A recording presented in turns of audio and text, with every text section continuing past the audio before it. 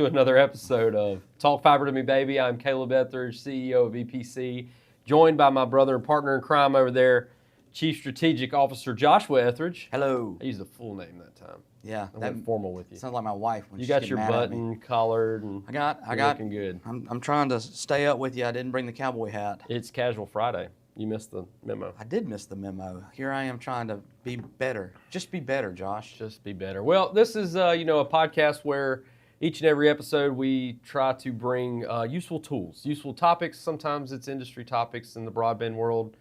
Sometimes it's just being a little toolkit for somebody who may want to get an entrepreneur, right? So we just we walk around, we listen, we hear from our commenters, and we try to pick up some different things. There's a lot of things going on right now in broadband, but I think today we're going to stick with kind of the organizational path of helping out some of our young entrepreneurs, right? We've grown. How fast have we grown in the last 8 years? Very fast, Josh. So fast, and so a lot of missteps, a lot of stuff to learn from. That's why we're here, right? We're talking about what we've done in the past that we don't want somebody else to experience. Don't do these things. We're a good, bad example. Is that a thing? Speak for yourself. I'm a good, bad example. I'm a great bad example. Yeah, so today we're going to tackle communication. And, I know that sounds simple, but that's a big topic to unpack. We have communication issues that we have to work through all the time. I don't understand half of what you say. We have a bathroom between Sometimes I wonder where you're even coming from or where you went to. I don't know what it's the axis of evil. You just I don't know where he's at. You walk in halfway through the meeting, you blurt something out, and then you walk back out. I like to know that my voice is heard. Yeah, so we're not necessarily talking about that type of communication, although in a sense we are. You do say things. Know how to approach the person you're talking to. Yeah, and we've actually dove into this a lot as an organization. We saw the value of it because it is tremendously valuable. It's probably the biggest thing in an organization. Know thyself, know your audience. But communication just through the organization, as visionaries and leading the company, you have a clear understanding of what it is you may be trying to accomplish. And you may feel as the communicator, the messenger, that you are delivering that message in a way that the receiver understands it the same way you're giving it. It's just not the case. I mean, you've already got all the different mediums in which people learn and hear and communicate, right? You got written word, you've got visual, you've got auditory, you've got all these, even your body language. And when you're given a message, will change how somebody receives it. But then you've got all the things that person has in their past and the way their life was shaped to where they literally hear this. If you got a crowd of 30 people, that message gets heard 30 different ways. Yeah. That's a big issue. We talked about this recently. Right. That's a huge challenge to try and overcome as somebody in our position and one that I think a lot of our audience, our young entrepreneurs, or anybody just trying to get in business or just leading an organization or a group of people, right? Yeah. Or your wife or your husband. They're hearing things differently than the way you're saying it. And so that's a huge topic we want to kind of unpack today. And a disclaimer, we're not experts at this. No. We're learning. We're learning this. Right. We've made, why don't you, do you have an example? Do you have an example of one time where it didn't go well? There's tons of examples, but I would just say one of the, probably I think the biggest aspects of challenges is when you deliver a message, like unintended consequences. Mm-hmm. You think when you're delivering a message, like you deliver said message, but it's all the unsaid things that become the issue, right? We go out and we say, I'll just pick something out of the air. We signed a brand new contract with a new customer, and it's going to be a great, there's a lot of revenue attached to it. It's a long-term contract, and we're trying to convey reliability in your job, right? And steadiness and consistency. And excitement and things like that. And then, you walk off and you leave from it, and, you hear a few days later, the workforce, they're worried. Well, what are they worried about? Oh, well, you said that job was all the way in Oklahoma or Colorado. They're worried they're fixing to get transferred, get uprooted from their families. And you just start all those different things that you think as a messenger. Our VP of Ops used to hate when I came in the room. Like I'd come in and I'd be like, good news. Right. We secured this contract here. We're going to do this. We're going to do that. Yeah. And she's like, all I heard was you're fixing to dump a pile of work on me. Right. That's all they heard. They heard, you're about to dump a pile of work on me. I already stressed in my job. You're bringing more in here, dropping it at my feet. Yeah. You walk out 5 minutes later, and it's like, okay, now we're here to pick up the pieces, right? Yeah. And figure out a way to get it done. So there's a lot of unintended consequences. If I say a good example, specifics, tons of them we could walk through, but just that's a big one. It's just like when you're messaging something, it's all the things you don't say. And also it's delivering a message in a way that makes the person that's hearing it feel like they have something to do with it, and they're a piece of it, that buy-in.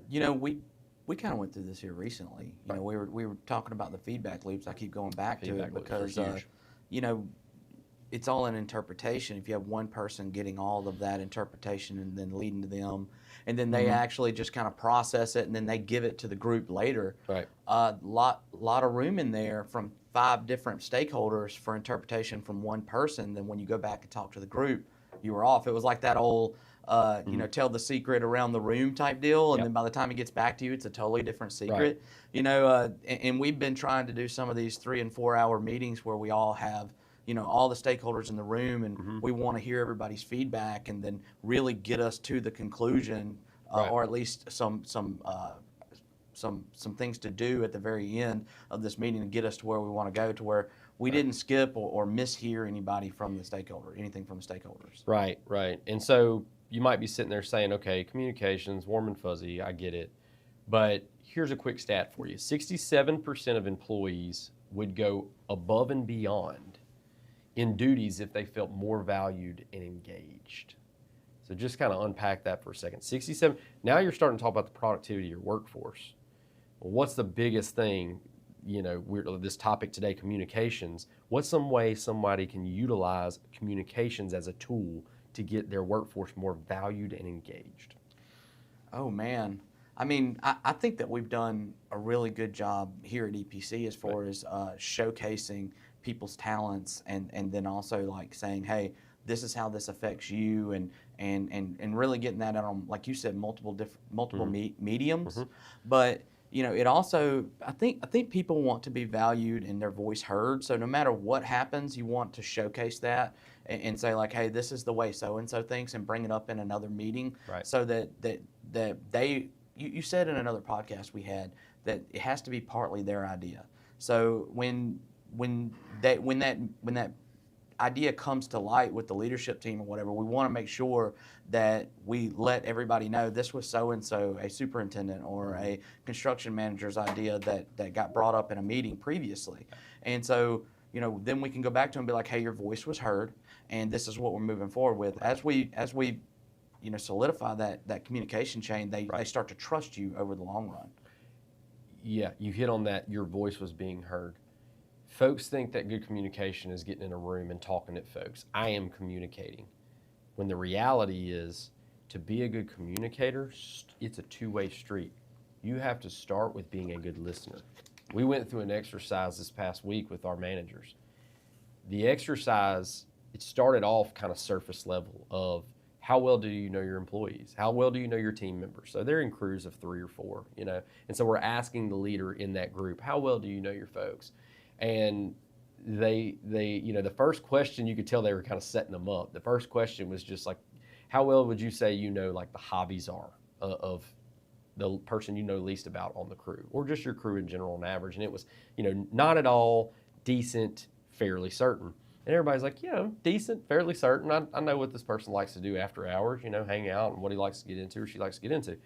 Well, then the next question, it says, how well do you feel that person would respond if you dropped a large project on them with a short deadline? And everybody kind of, oh. So really communicating starts, you have to know your audience. Yeah. I mean, we go up and we give speeches sometimes. Know your audience. Right? You don't want to walk up to an audience of folks that, we'll throw beat in for half a second. You wouldn't want to go in front of folks at Starlink and start talking about the merits of fiber broadband, would you? No. Fiber as a medium. I would. Right, you would. But you understand going in what you're dealing with. And so you would craft that message in a way for that specific audience to hear it in a certain way. Yeah. That's knowing your audience. So even now, bring that back into that smaller setting. you're sitting there with your crew, you need to understand, is this a person that likes to be, how do they like to be rewarded? Do they like to be announced in front of everybody? There's a lot of shy people out there. They don't like to walk up to the front and receive a reward. But you know what they love? Slide them a little handwritten note, or just pat them on the back to the side, just by yourself and say, hey, I saw what you did right there. Just want to let you know I really appreciate what you did. It means the world to them. Understanding your audience, communication starts. In order to understand your audience, you got to start listening. Now we do that with the DISC program, right? We do DISC graphs on most of our employees, if not all of our employees, looking at what their personality type is. I know there's lots of different companies that do that. Right. They have little stickers. My hard hat was always yellow-red because I enjoy both people and being dominant. What was your DISC graph? I think I'm DC, right? So dominant, and also, what's the other one? Consistent? Yeah, calculated. D and calculate. Yeah, you're like red green. Yeah. Sleep with one eye open. Yeah. Well, you have to with me around. No, I was. I think I was D. What was it? I. So I was influential. So I enjoy being the center of attention. I like people, right. talking about how great I did. I like being praised, and right, so but a lot of folks don't. And so Yeah. understanding and taking the time, and that mostly involves listening, not talking. Yep. If you're talking, how can you learn anything about the person you're talking at? So listen more than you talk. Start to understand and to really get to know the folks that you're working with, and that's going to inform your communication mediums. What you're talking about there with that DISC, all those different categories, they all take communication and perceive it a different way, and they all, to your point, they all like being rewarded a different way, but they also like being spoken to a different way. The different ways that we all learn. And then what's the statistic is 7 times? 7 times you have to repeat said message for somebody to lock it in. So now more times than that. Right. So especially if it's not in the meeting. So now you're saying, okay, there's 5 different mediums in which you can give a message, and you've got to figure. You put it on a whiteboard. I got it once. Right, because you're visual. Right? Visual guy. Right. So draw it out. You're catching on to it. But there's folks that they need to read over it, and then they catch on to it. So it is challenging as a leader. Don't get me wrong, but this is the work we have to put in, right? You're wanting to look at how you can be better leaders in your organization. Start finding out how you can understand your audience and the folks around you. That will then inform how you should most effectively communicate to them, because I'll bring another stat. On the other side of this, if you can master this, right, and be able to effectively communicate, 58% is the amount that burnout in an organization drops if leaders can connect individuals' work to the organizational purpose. So now you're doing that connection between, I'm the visionary, I'm setting the vision, but how well can I communicate and connect what those folks are doing out there in the field and its effect in propelling us forward towards that vision. Yeah, I mean, we're ultimately talking about transparency from the top bottom to the bottom and bottom to the top. I mean, we've seen this, right? Like we've seen where there was misconceptions and people felt like they were working without purpose. But we started doing the quarterly talks. I feel like a lot of that made a huge difference because we got in front of everybody from every office at some point or another every quarter, and we told them, this is what we're doing, and this is what we're trying to accomplish, and this is how far we are into it, and you're a big part of it, so we want to hear what you got to say, and we want to listen to you and then tell you how that may be affected by what our vision is. And hopefully, the next quarter, we took that in and utilized it. At one point in time, we were doing like a 3 questions up, 3 questions down type thing. Yep. It was where the field actually got to talk skip level all the way up. Yeah. And then we got to ask specific questions all the way down to like, why do you enjoy F-250s over Ram 1500s or whatever it may be. But the long story short was we wanted input both directions and answers each week so that everybody knew that their input was valued because they're the ones having to do it. Right. They're the ones, I mean, you're shaping the vision of the company, but how can you without the input and feedback? Yeah, people want to feel like they're involved in the story. They want to be the hero in the story. I mean, that's just innately the way we're built as human beings. It's like we want to understand what our part is in helping accomplish the greater good of the company. We know what our mission is. We talk about it all the time with our folks. Our mission is to create jobs for every person willing to have one. We just happen to be in the utility industry. How do we create that demand? How do we do that? We create those jobs through quality and safe work that creates customer demand. I know I'm regurgitating this, but the reason why is because we communicate this to our folks all the time. But then what are those? What do those words mean? Are they just platitudes? You have to drill down in whatever way that that individual receives it best to help them understand how is it that me staying at 3:30 and getting that last drill shot in propel us towards this mission as a company.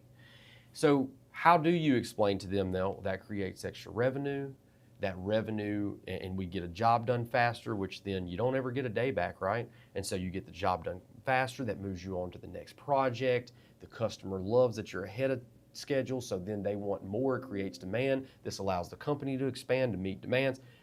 That's a lot to unpack, but that's the challenge. Because here's the thing, to show how, and you say, well, this sounds like a lot. This sounds like a lot to try to figure out. 7% of U.S. employees strongly agree that communication in their organization is accurate, timely, and open. 7. That's how bad we are as a nation at communicating with our workforce. I think everybody's going to argue to the point, and I'm going to play devil's advocate a little while. Yeah. I think everybody's going to argue the point that today's society moves so quickly that it's very hard to get that concise message out before it changes again. Right. You know, and one of the ways we've combated that was SOAP, right? Strategy on a page. SOAP. It was originally called SOP, and nobody. Apparently, somebody already took that acronym, like something about Standard Operating Procedure. What are those? And so that's pretty common knowledge. So when we come out, we had to do SOAP, which is strategy on a page. But the great thing about our SOAP is that it kind of allows us to see how this is going to affect each tier of management and each tier, and how would they perceive it. And it's something that we had to dive into. Yeah. How are they going to perceive this? How are they going to perceive this? All the way through the chain, so that we can ask ourselves the question of, are we misstepping here? Are we talking to the Starlink guys about fiber? Well, I think it's an accurate point, and I think that's a true statement that things are moving so fast now that the communication's keeping up with it. I think that lends more need for something like a strategy on the page. It provides that guide rails. What I always say, like the mayonnaise and the mustard, right? On the road, you got to keep between the mayonnaise and the mustard. This is our guide rail. This is our ultimate journey. This is our utopia of a perfect world that we believe is out there, but is almost so hard to attain that it's impossible, but we're going to work every day towards it. It's the message of what that is, and then it kind of allows for flexibility in changing dynamics from a day-to-day in that communications piece. It's like, okay, well, if I've got that piece communicated well and it's ingrained, then that's kind of my bullet point rubric, right? Or my bulletproof rubric of whatever decision I'm making, whatever it is I think I may be doing, go back to that strategic piece and go like, does it align with this? And if it aligns with this, it's probably something we should be doing. And if it doesn't, and same thing with communication. You receive a piece of communication and you say, okay, why are we doing this? That's why that strategy on a page exists. You should be able to look back at it and go, oh, I see. This helps us get, that's a strategic objective for 2025. That's why we're doing it.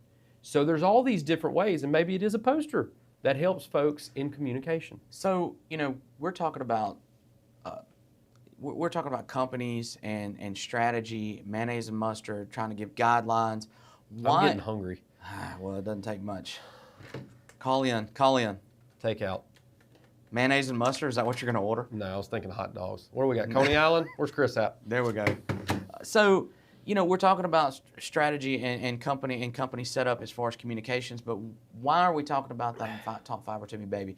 Would you say that there is a tremendous amount of growth from mom and pop fiber providers, small shops that are going to experience humongous growth over the next say 5 years, that their network is going to explode? I mean, I think we're seeing that like a lot. We're seeing a lot of people that don't have the order. Yeah. I've got 100 miles of network. I'm going to have 10,000 miles of network. What does their organization look like? What are the pitfalls of growing that fast? We've experienced some of that because we're ahead of them. We actually have to grow get ready for them growing. It's communication. It is communication. It's almost like the bedrock, right? I mean, like if you can't communicate and you start experiencing any type of growth. Heck, just like maintaining the status quo, much less growth, the cracks will form. You have got to be able to. We're seeing this in some of the RFP processes, right? With to and from our customers, to and from inside our own organization. I mean, like it's, you start seeing bigger and bigger RFPs. And the volume of RFPs are growing. That's right. And so those standard operating procedures, that really is a form of communication. It is a document, and it is a roadmap of how we communicate with each other to achieve a desired goal. And I think that each one of these ISPs that are in this tremendous growth mode, they're trying to make it work too. Like they've always had these different set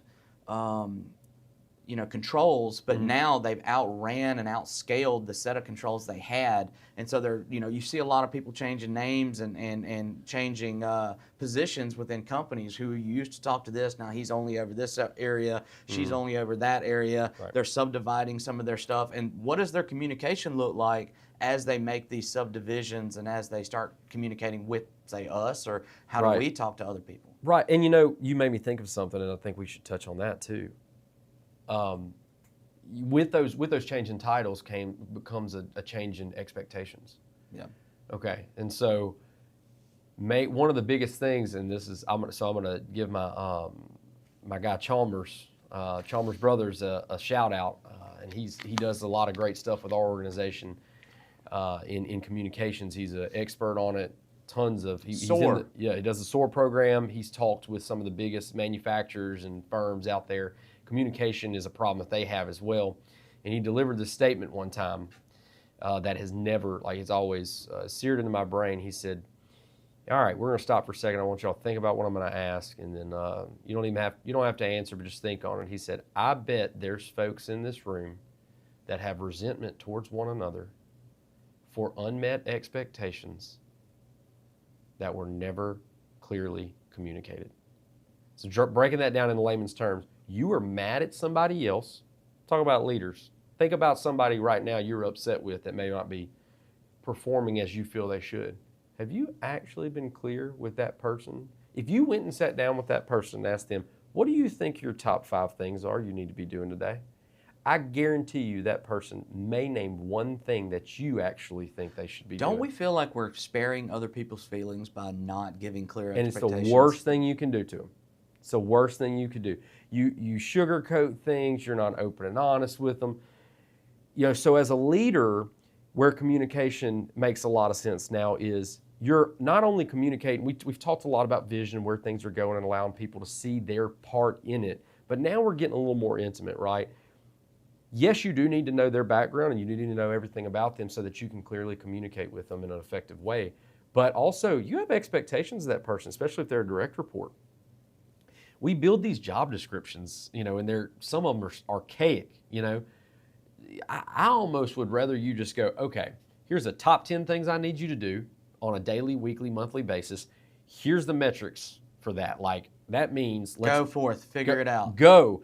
And then you have at least communicated very clearly what it is you expect of that person. We fail to communicate our expectations to folk. And then we actually walk around trying to dodge that tough conversation that we build up in our head to be so much worse than what it actually winds up being when we actually have that conversation with them. But then we walk her, and then in that conversation we're like, well, I just really don't like, this isn't happening, that isn't happening. No, we have got to be better as leaders in setting down and giving clear, defined expectations, repercussions if expectations aren't met, but also the off-ramp. Look, if you just do this, this, and this, you and I are good.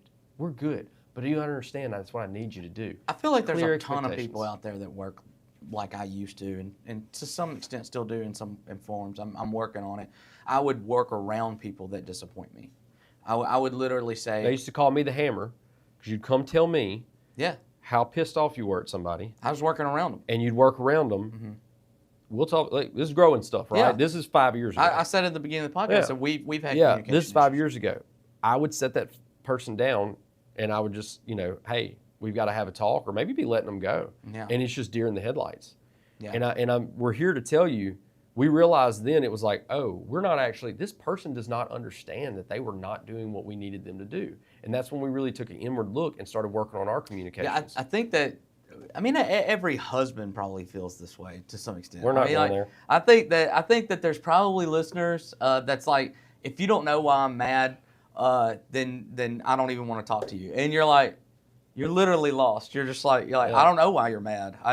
If I have to tell you, then I don't want to talk about it. Back to the workforce. That's exactly what happens at work. You know that's true. It's like, you go to an employee or a counterpart, and you're like, finally it comes to a head, and most of the time they're like, I didn't even know you expected that of me. I didn't know that you were going to get upset if this didn't get done, and I certainly didn't know you wanted it done in this manner because it wasn't clearly defined and it wasn't communicated well. Yeah. We can feel like that at home. I think that's a great example because people, husbands, wives, they feel like that. You go to bed quiet. You don't understand why somebody's upset. Well, it just wasn't communicated well. Right. I don't have that problem. I was say I don't have that. My wife would tell you I'm an excellent communicator, but really, this was just a topic, and we were kind of before the podcast, and we were kind of kicking around like this episode, like what do we want to touch on? And it just came to me. This is a huge thing that not a lot of people talk about, but it's plaguing organizations. So if you're out there and you're thinking, how can I elevate? What can I do as a leader? Start looking at your communications. Look at some of these things we've talked about. Are you giving clear expectations to your direct reports, right? Are you communicating clearly? Do you have a strategy on a page for your organization? Even if it's just 3 or 4 of you, does everyone in your organization understand where it is you're trying to go? And then furthermore, what is their role in that? How can they be the hero in that story? You're going to see your burnout drop. You're going to see your turnover drop. You're going to see more engaged employees. And ultimately, you're going to see a more productive workforce. So hope it was helpful. Yeah, I mean, we're talking to an industry, hopefully, and most of our viewers are going to be in that technology industry. Huge growth. Yeah. Can't do it without guidelines. Right. You can't do it without a process, and you can't do it without procedure. Yeah. And so look all at forms that. of communications. Yeah, that's another thing too. Look into how you are communicating. I encourage you get to know the folks at your organization. And I'm not talking about what they're doing after hours. I'm talking about how will they respond to certain messages in certain ways, so that you can craft a message that's different from this person. This person needs a different message, right? And so I just really hope, that wraps us up. I think we hit about the 30-minute mark, but we wanted to tackle that one for everybody. And I hope you got something from it. If you did, leave a comment, throw a like, do a share, shoot us an email. Go home, tell your wife something clear and precise. That always works for me. No, don't do that. Please cut that. All right. Thank y'all. Have a great week, and we'll see you next time.